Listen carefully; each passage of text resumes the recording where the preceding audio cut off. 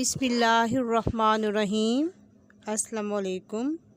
حضرت عمر فاروق رضی اللہ تعالیٰ عنہ کی خلافت کے زمانے میں ایک مالدار آدمی تھا جس کا کردار اچھا نہیں تھا، لیکن اسے درود پاک پڑھنے کا بڑا شوق تھا۔ کسی وقت وہ درود پاک سے غافل نہیں رہتا تھا۔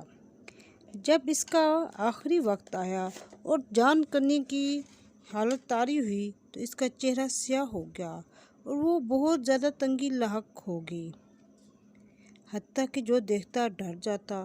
تو اس نے جان کرنے کی حالت میں ندا دی، اے اللہ تعالیٰ کے محبوب، میں آپ سے بہت محبت رکھتا ہوں اور درود پاک کی کثرت کرتا ہوں۔